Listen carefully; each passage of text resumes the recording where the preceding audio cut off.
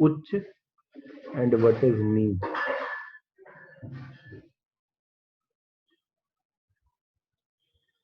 देखिए, उच्च और नीच को ये कहना कि ये पावर की बात है कि भाई उच्च जो है वो पावरफुल है और नीच जो है वो वीक है, ये बिल्कुल गलत है। उच्च और नीच का पावर शब्द से या शक्ति शब्द से कोई लेना देना नहीं, पहले तो ये समझ लीजिए।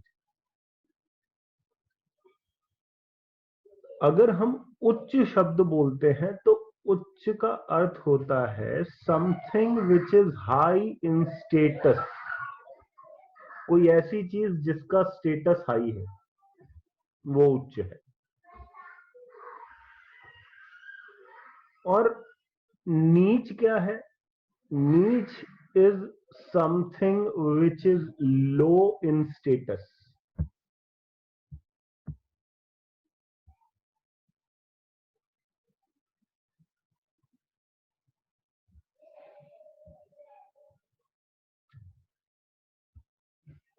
अब इसका थोड़ा सा एग्जांपल ये ले सकते हैं कि एक कंपनी का सीईओ है, एक कंपनी का सीईओ बहुत बढ़िया गाड़ी में जा रहा है, रोल्स रॉयस में जा रहा है, वो मतलब सीईओ है उस कंपनी का, और दूसरी तरफ उसी कंपनी का एक सेल्समैन है, वो कोई छोटी मोटी गाड़ी चलाते हुए जा रहा है। काम दोनों कर रहे हैं, काम दोनों कर रहे हैं, रिजल्ट दोनों दे रहे हैं। ऐसा नहीं है कि वो नहीं दे रहा है, ये नहीं दे रहा, बट दोनों के स्टेटस में फर्क है। एक कंपनी का सीईओ है, चीफ एग्जीक्यूटिव ऑफिसर, एक कंपनी का सेल्समैन है। जो सीईओ है वो उच्च है और जो सेल्समैन है वो नीच है। आप शब्द देखिए ना, शब्द देख के ही समझ में आता है। उच्च, उच्च मतलब ऊंचा, नीच मतलब नीचा। तो ये बात स्टेटस की है। अब लोग ये पूछते हैं कि उच्च वाला ज्यादा जो अमीर है वो बनेगा, या नीच वाला जो है वो ज्यादा सक्सेसफुल होगा, या वेल्थ किसके पास ज्यादा होगी, या लाइफ किसकी इजी है। सबसे पहली बात तो ये है, एक बात को हमेशा आप लोग समझ लीजिएगा, अगर आपने ज्योतिष को एक सेट ऑफ रूल्स बनाकर चल पड़े कि भाई ये तो सेट है रूल्स का, इन रूल्स की हम बात करेंगे और इन्हीं के सहारे हमने चलना है, तो कभी ज्योतिष नहीं होगा। मैटर करता है कि हमारी समझ जो है वो किसी प्लैनेट को क्या इंटरप्रीट करने को कह रही है, या हमारी समझ से ये प्लैनेट किस तरीके से एक्ट कर रहा है। That is the most important part. अब छठा घर जो है वो बीमारी का है, राइट? छठा घर जो है बीमारी, छठा घर जो है वो चैलेंजेस हैं, जो आपको चैलेंजेस आते हैं अपनी लाइफ। छठा घर आपके चैलेंजेस हैं, the challenges you have to face in your life is छठा घर।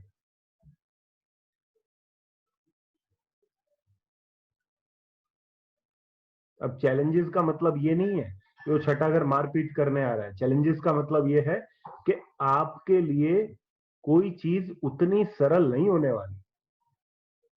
चैलेंज मिलेगा, आप आगे बढ़ोगे, चैलेंज आपका वेट करेगा, वहां पे बैठा हो, वो बैठा होगा आपके वेट में, आप आओगे इधर, वो खड़ा हो जाएगा।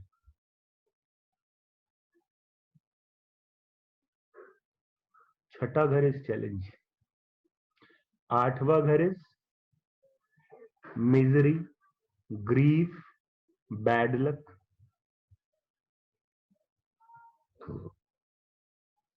आठवां घर आपका बैड लक है। आठवां घर आपकी पीड़ा है। If you have your sixth lord exalted, it means you will have a very huge level of challenge। ठीक है, आपका जो चैलेंज का जो लेवल होगा वो बहुत बड़ा होगा, छोटा मोटा चैलेंज नहीं होगा आपके सामने। आपको जो फाइट करनी पड़ेगी और बहुत बड़े लेवल की फाइट करनी पड़ेगी। आज मैं आपको बड़ी एक विचित्र सी बात बताऊंगा, आपको लगेगा हाँ यार ये बात बिल्कुल फिट बैठती।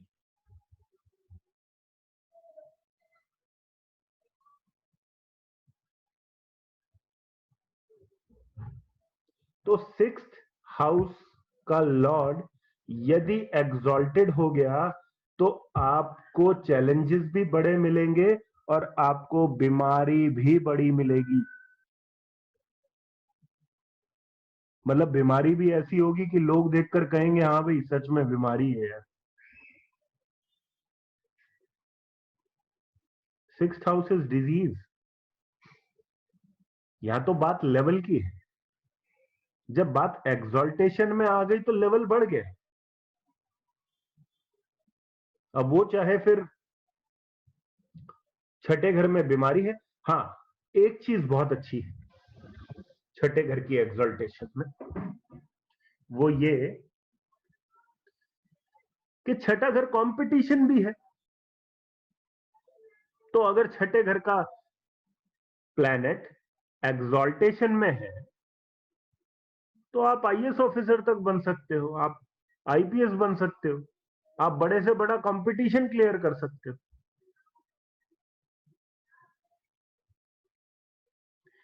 छठा घर अगर आपको चैलेंजेस दे रहा है तो छठा घर आपको लड़ने की स्पिरिट भी दे रहा है, बिकॉज फाइटिंग स्पिरिट भी छठे घर से आती है, कंपीट करने की स्पिरिट भी छठे घर से आती है। नौकरी करेगा, नौकरी के लिए बहुत बढ़िया है छठे घर का एग्जॉल्टेशन में होना। कस्टमर से पैसा निकलवाने के लिए बहुत बढ़िया है छठे घर का एग्जॉल्टेशन होना, बिकॉज कस्टमर छठे घर से पैसा निकाल के देगा आपको।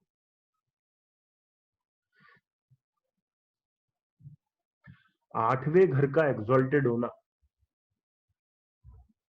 आठवां घर आयु है। अब देखिए कितना जबरदस्त है ये जो तालमेल है ना ज्योतिष का और लाइफ का। आठवां घर जो है वो पीड़ा है और आठवां घर आपकी आयु भी है।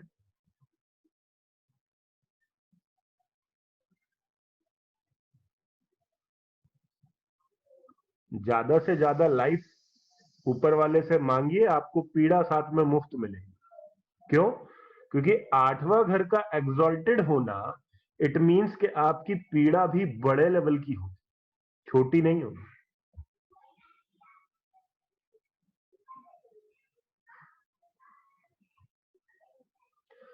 और जिस तरीके से आठवां घर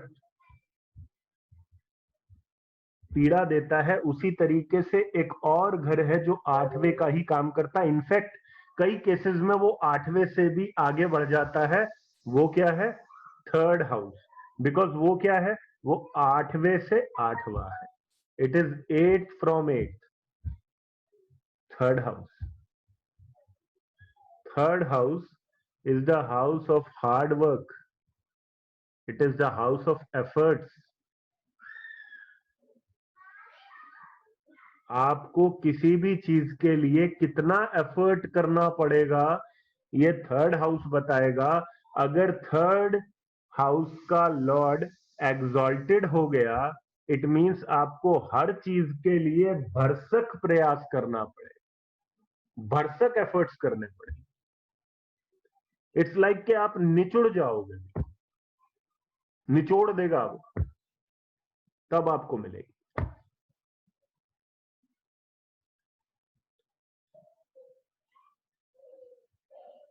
इसलिए पराशर ऋषि बोलते हैं, उनका ये कथन है कि किसी व्यक्ति की कुंडली में यदि तीसरे घर में, छठे घर में और आठवें घर में नीच ग्रह बैठ जाए, डेबिलिटेटेड प्लैनेट बैठ जाए, तो ये ग्रह आपके जीवन को सरल बनाने का काम करते हैं। सरल हो जाता आपका जीवन अगर तीसरे घर में, छठे घर में और आठवें घर में नीच के ग्रह बैठे। इसी प्रिंसिपल पर आगे काम करके इसको एक्सटेंड करके हमारे गुरुजी ने क्या बोला, उन्होंने कहा कि दो तरीके से व्यक्ति का जीवन सफल होता है या सरल बन जाता है। वो दो तरीकों में पहला तरीका तो मैंने आपको बताया ही कि जब तीसरे घर में, छठे घर में और आठवें घर में नीच के ग्रह बैठ जाए तो इसका अर्थ है कि व्यक्ति के जीवन में संघर्ष, व्यक्ति के जीवन में पीड़ा और व्यक्ति के जीवन में जितने एफर्ट्स, जितने प्रयास उसको करने पड़ेंगे वो सरल हो जाएंगे।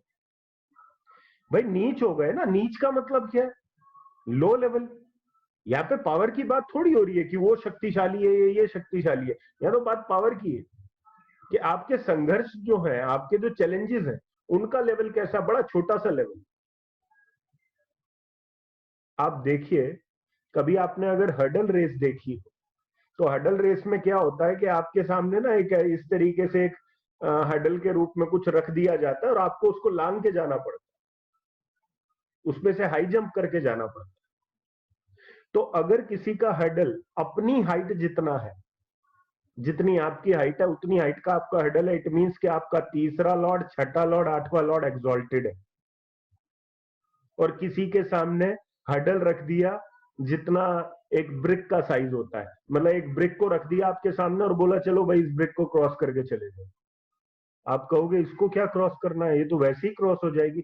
बस यही फर्क है प्लैनेट के एक्सॉल्टेड या डेबिलिटेटेड। लेकिन ये जो डेबिलिटेशन की हम बात कर रहे हैं, ये जो हम डेबिलिटेशन की बात कर रहे हैं, ये हम बात कर रहे हैं तीसरे घर के, छठे घर के और आठवें घर के। यानी कि तीसरा घर, छठा घर और आठवां घर, इनके प्लैनेट्स जब डेबली होंगे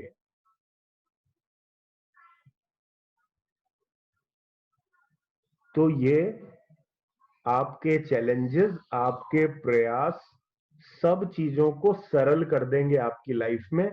इसलिए किसी भी व्यक्ति की कुंडली में यदि तीसरे घर में, छठे घर में या आठवें घर में नीच के ग्रह होंगे या तीसरे घर का स्वामी, छठे घर का स्वामी और आठवें घर का स्वामी नीच का हो जाएगा, तो ये ग्रह अपनी दशा में एक अलग ही तरीके का राजयोग व्यक्ति को देंगे। मींस ये प्लैनेट अपनी दशा में आपको भरपूर पैसा देंगे, भरपूर स्टेटस देंगे। भाई जब चैलेंजेस ही नहीं बचे तो क्या होगा? अब वो बात अलग है कि कोई आदमी बिल्कुल आइडियल बैठ गया कि नहीं भाई मेरी तो राजयोग की दशा है, मैं अपने घर पे बैठा हूं, हाथ पे हाथ रख के, मैं कोई भी एफर्ट्स नहीं करूंगा, मैं कोई प्रयत्न नहीं करूंगा, मेरे प्लैनेट्स राजयोग वाले चल रहे हैं, तो ऐसा तो नहीं है। बट जब ये प्लैनेट्स डेबिलिटेशन मोड में दशा के अंदर एक्टिव होंगे तो डेफिनेटली जब इनका समय आएगा तो व्यक्ति को भरपूर लाभ मिलेगा, भरपूर।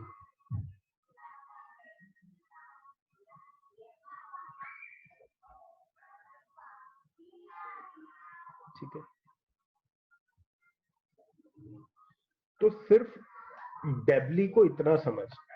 इसलिए जब भी हम एक अच्छे हॉरोस्कोप की बात करते हैं, व्हेन वी से कि कोई हॉरोस्कोप अच्छा है या एक कोई हॉरोस्कोप बुरा है, इस बात का जजमेंट आप कैसे लेंगे?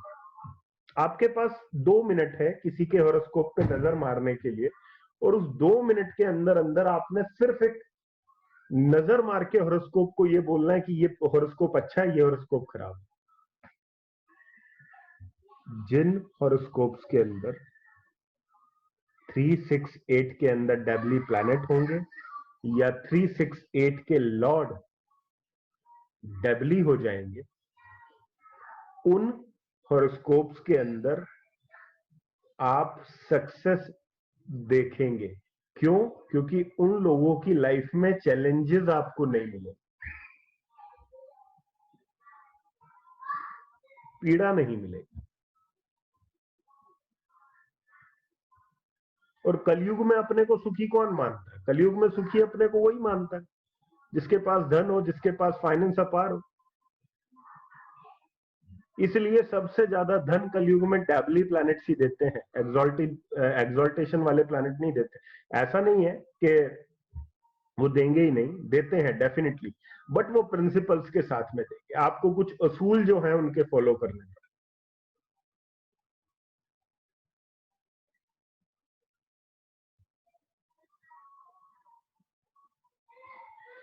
एग्जॉल्टेड प्लैनेट्स जो होते हैं वो व्यक्ति को मैन ऑफ प्रिंसिपल्स बनाते हैं, यानी कि व्यक्ति जो है ना वो सिद्धांतवादी हो जाता है।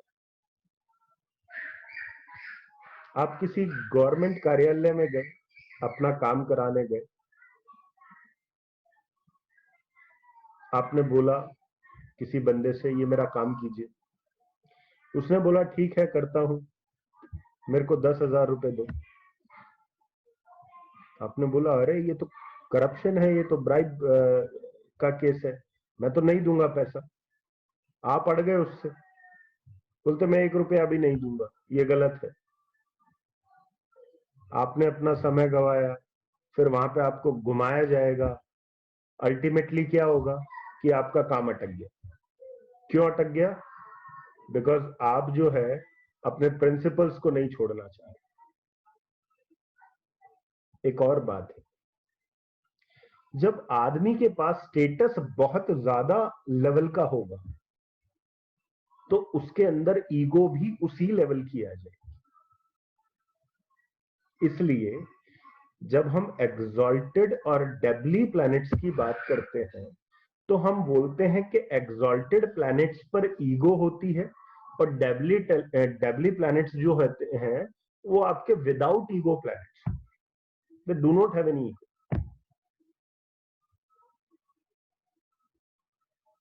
अब जैसे इंटेलिजेंस की बात करें, सपोज करिए किसी का 5th लॉर्ड एग्जॉल्टेड है, पंचम भाव किसी का एग्जॉल्टेड होगा, लॉर्ड जो है पंचम भाव इंटेलिजेंस का है, ज्ञान का है। व्यक्ति को अपने ज्ञान पे घमंड हो जाए, उसको लगेगा मेरे से ज्ञानी कोई नहीं,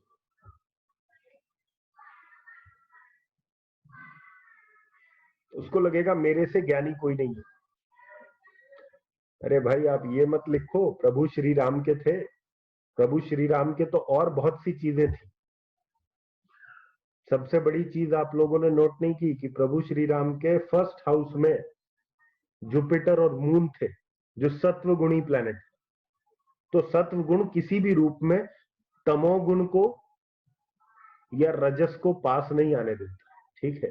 तो उस चीज को छोड़ दो, उस चीज में नहीं जाएंगे, ठीक है? हम कहा किस चीज का कंपैरिजन कर रहे हैं? कलयुग में वो युग बीत गया जिसकी आप बात कर रहे हैं, आज के युग की बात करो। तो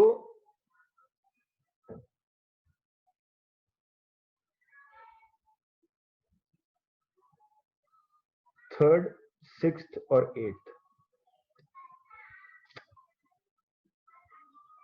कुंडली में मैंने आप लोगों को एक बात बताई थी, आप लोगों को 3 घर की जड़ बताई थी मैंने कि 3 घर की जड़ बड़ी इंपॉर्टेंट है सही हो,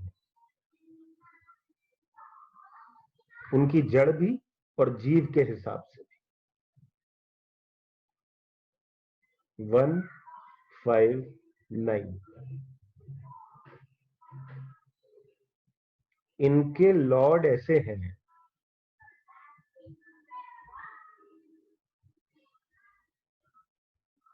इनके लॉर्ड ऐसे हैं जो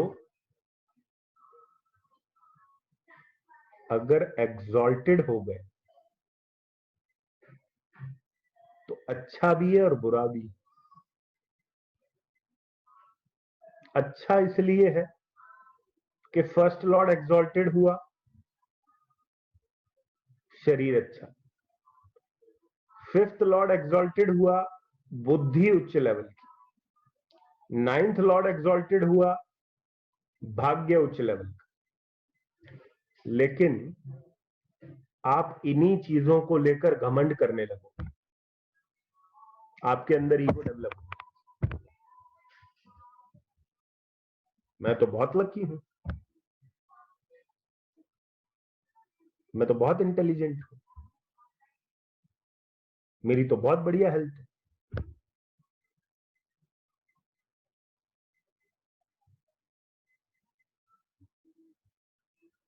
और अगर ये प्लैनेट्स डेबली हो गए,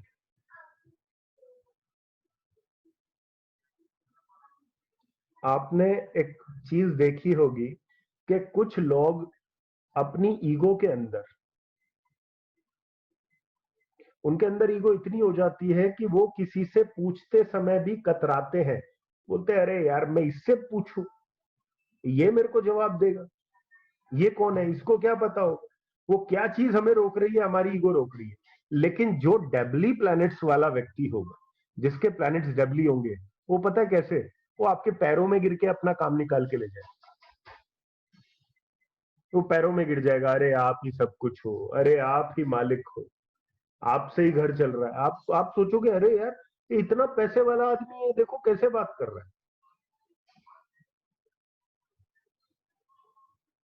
ये डिफरेंस है एक्सॉल्टेड और डेबली प्लैनेट्स। डेबली प्लैनेट में कोई ईगो नहीं है। आप खुद सोच के देखिए कि एक मीटिंग आपकी किसी कंपनी के सीईओ के साथ करा दी जाए और एक मीटिंग आपकी किसी की सेल्समैन के साथ करा दी जाए।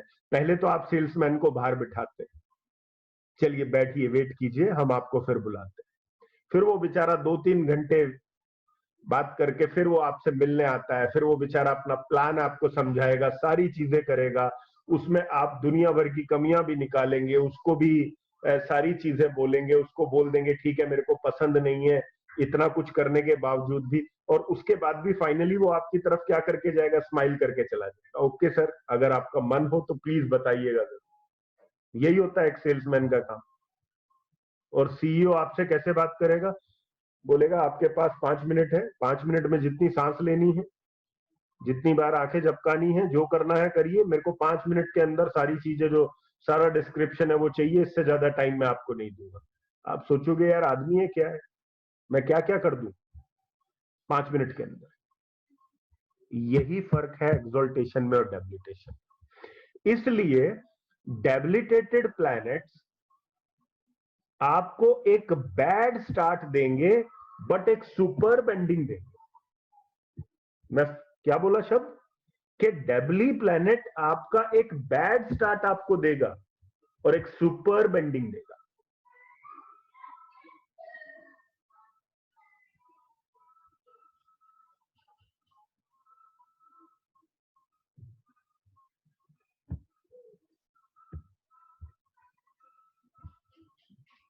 सुपर बेंडिंग का मतलब है कि पहली बात, आप एक बात को समझिएगा, मान लीजिए कि मैं आप सभी में से किसी 2 लोगों को पिक कर लूं किसी काम के लिए, और मैं दोनों को बोलूं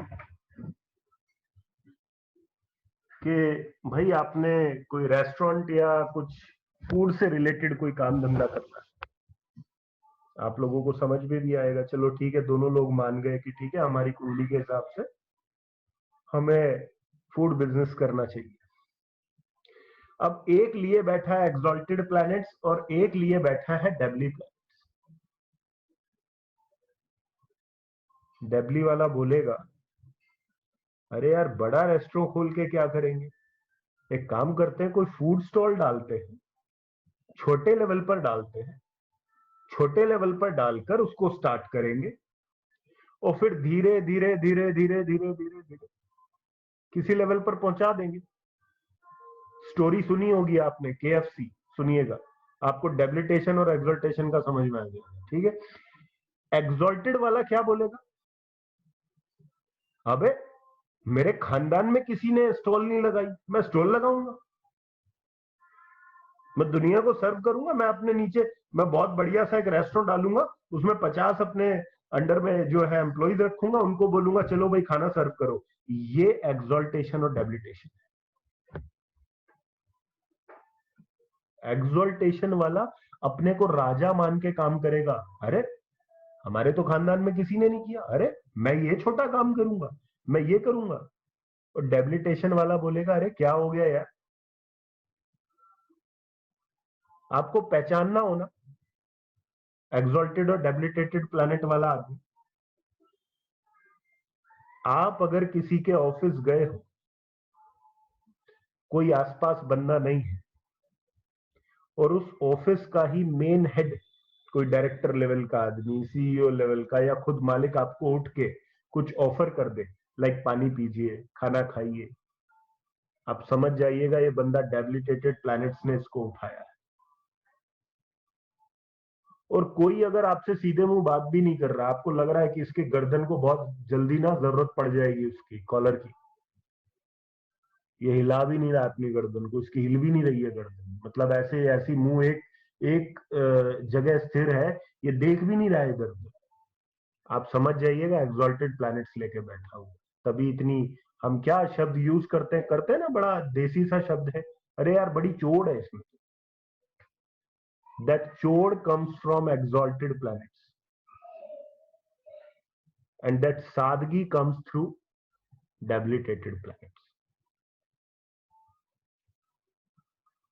ये सही मायना है एक्सॉल्टेड और डेबिलिटेटेड प्लैनेट का, कहीं बुक में नहीं है। बुक में तो सीधे सीधे आदमी को खत्म कर देते हैं। कई एस्ट्रोलॉजर तो ऐसे हैं, आपको आपको डैमेज कर देंगे। वो आप कुंडली लेकर जाओगे, बोलेंगे अरे तेरा तो नीच का ग्रह है, जा तू जी क्यों रहा है। आदमी को लगेगा वाह यार ये तो मतलब कुंडली मेरी खत्म हो गई, मेरा तो प्लेनेट ही डेबली हो गया। पता नहीं क्या क्या चीजें दिमाग में डाल रखी है लोगों के, भाई ये तुम्हारा ग्रह नीच का हो गया, तुम्हारी पूरी दशा खराब होगी। मैं बोलता हूं अगर आपका नीच का प्लेनेट थर्ड में है, सिक्स में, एट्थ में है, या थर्ड का लॉर्ड है, सिक्स का लॉर्ड है, एट्थ का लॉर्ड है, आप यकीन मानिए कि उस दशा को आप इतना एंजॉय करोगे, आपने जीवन में कोई दशा एंजॉय नहीं की होगी। इतना पैसा आपको वो देगी। तो एग्जॉल्टेड प्लैनेट और डेबिलिटेशन का सही जो मतलब है वो यही।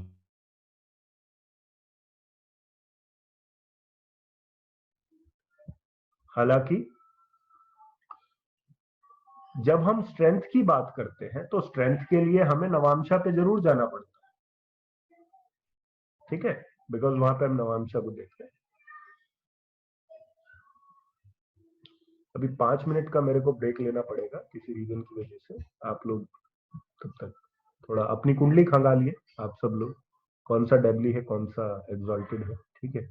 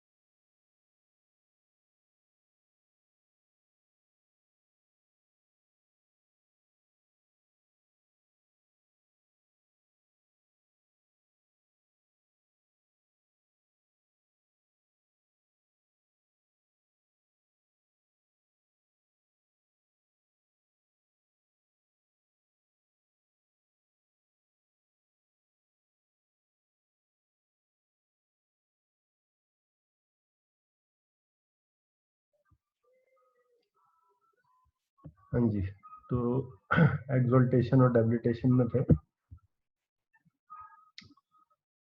159 की जो है बात हो रही थी।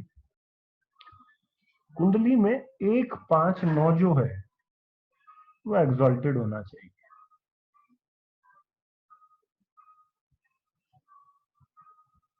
एक बात और है, डेबिलिटेटेड प्लैनेट जो है ना, वो आपको जीवन में सक्सेस तो दे देंगे।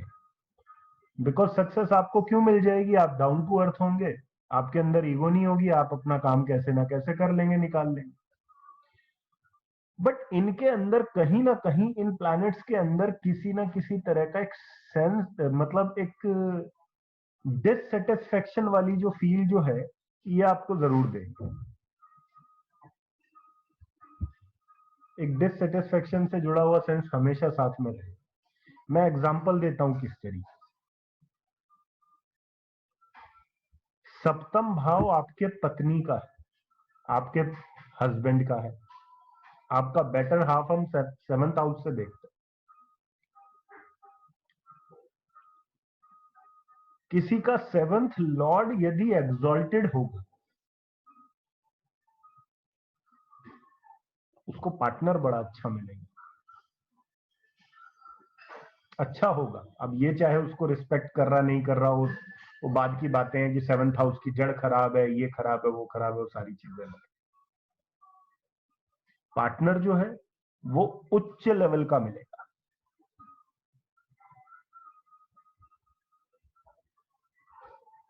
वाइफ है, वाइफ उच्च लेवल की, हस्बैंड है, हस्बैंड उच्च लेवल का। लेकिन अगर ये डैबली हो गया तो आपका पार्टनर आपकी एक्सपेक्टेशंस के विरुद्ध हो। आदमी से पूछो, अगर ऐसा आदमी कहीं मन से अपनी बात कहीं कहने लगे कि हाँ यार, मतलब पार्टनर, वो पार्टनर नहीं मिला जो एक्चुअली, जो डिजायर थी ना अपनी कि ऐसा अपने को मिले, वो अपने को नहीं मिला। क्यों? क्योंकि सेवंथ लॉर्ड डब्ल्यू।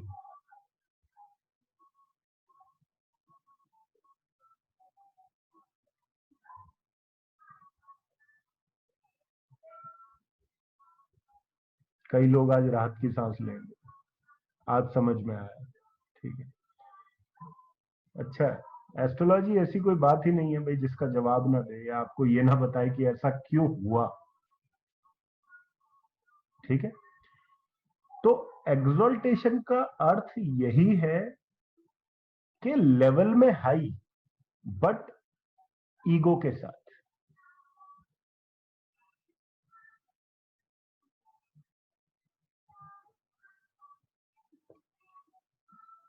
आप में से किसी ने प्रभु श्री राम के बारे में बोला था, तो प्रभु श्री राम की कुंडली में सेवंथ लॉर्ड एग्जॉल्टेड था। कर्क लगन की कुंडली, सेवंथ लॉर्ड एग्जॉल्टेशन में आ गया।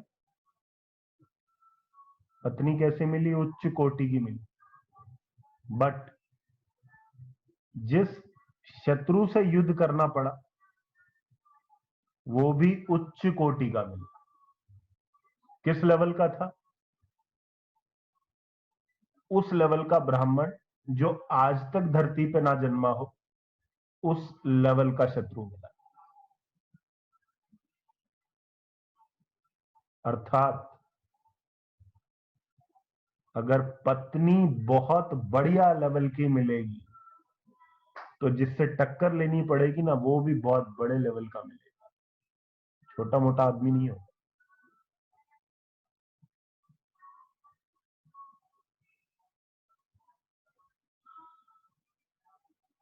कितनी अजीब सी बात है कि एक हाउस है, उसने एक्सॉल्टेशन में कुछ दिया, तो पत्नी तो बहुत एक्सॉल्टेड लेवल की दे दी, बट जो हमारे अपोनेंट में, जो हमारे बिल्कुल विपरीत खड़ा होगा, जो हमारा ओपोनेंट होगा, वो भी बहुत हायर लेवल का व्यक्ति हो, छोटा मोटा नहीं होगा। Exaltation and debilitation.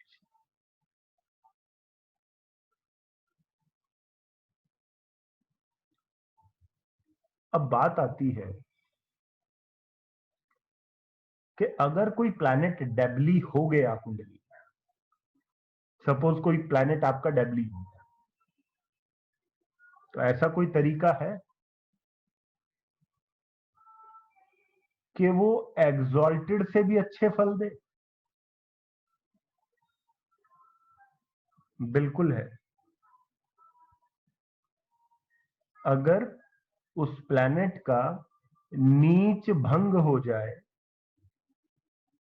Cancellation of its debilitation, अगर नीच भंग हो जाए तो वो प्लैनेट एग्जॉल्टेड से भी अच्छे फल देता है।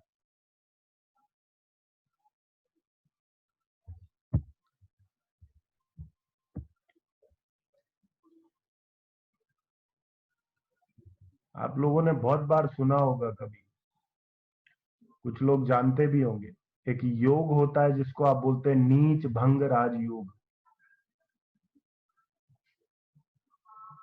बहुत पावरफुल है।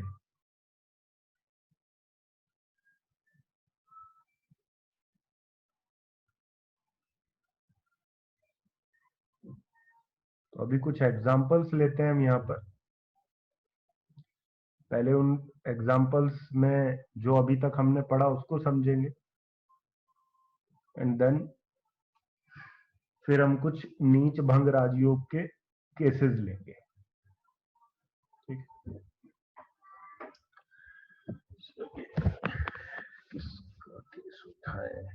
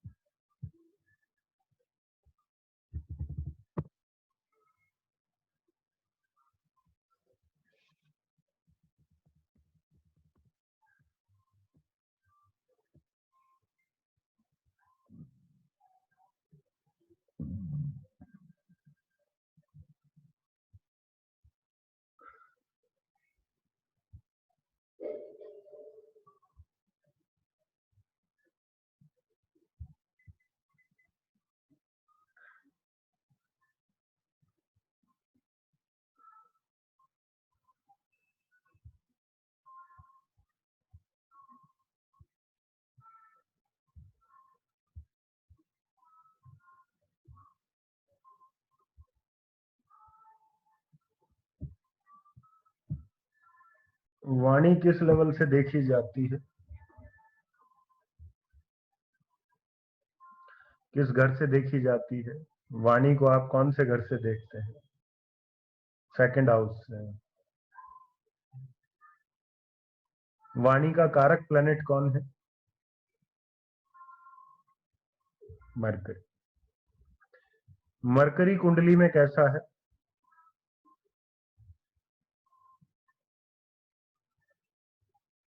उच्च का है, एग्जॉल्टेड है। सेकंड लॉर्ड जो वाणी का है वो कैसा है? वो भी उच्च का है।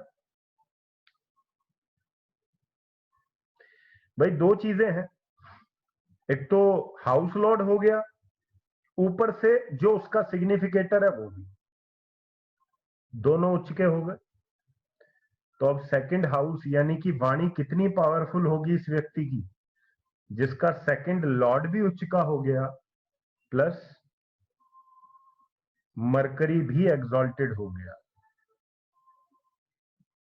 ये कुंडली है अमिताभ बच्चन की, जिनकी पहचान उनकी पर्सनैलिटी से भी ज्यादा उनकी आवाज है।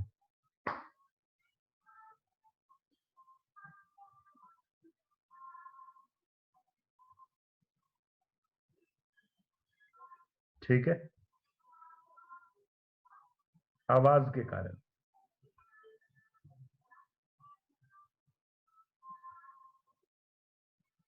एट्थ हाउस में देख रहे हैं, कोई डेबिलिटेटेड प्लैनेट दिख रहा है आपको एट्थ हाउस में? कोई प्लैनेट दिखाई दे रहा है जो एट्थ हाउस में डेबली है? वीनस है।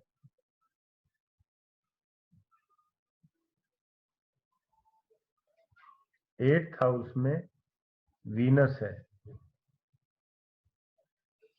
आपको एक्ट कौन सा हाउस करवाता है? अगर हम एक्टिंग की बात करें तो एक्टिंग आपको कौन सा हाउस देगा? एक्ट करना। अरे भाई 12th हाउस नहीं देगा, 12th हाउस आपको एक्टिंग नहीं देगा, एक्टिंग 5th हाउस से आएगी। पंचम भाव is the house of performing arts और एक्टिंग। उसका लॉर्ड कौन है? मरकरी है, एग्जॉल्टेड है, बंदे को पता है एक्टिंग कैसे करनी, एक्टिंग आती, उच्च लेवल की एक्टिंग आती।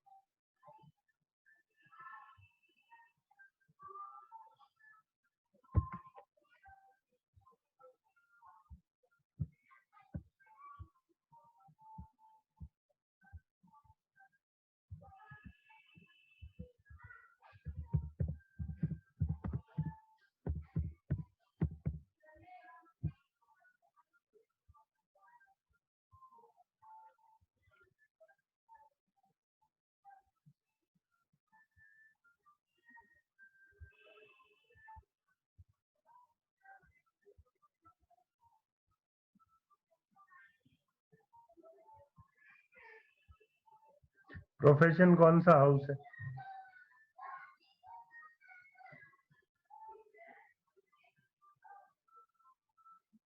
10th। हाँ जी बिल्कुल, सैटर्न की रिंग पहन रहा है वो, करेक्ट। प्रोफेशन जो है, प्रोफेशन 10th है। अभी उस पे नहीं आते, इसलिए अगर किसी का 10th हाउस का लॉर्ड एग्जॉल्टेड हो जाएगा, 10th हाउस का लॉर्ड एग्जॉल्टेड हो जाएगा तो प्रोफेशन का लेवल क्या रहेगा?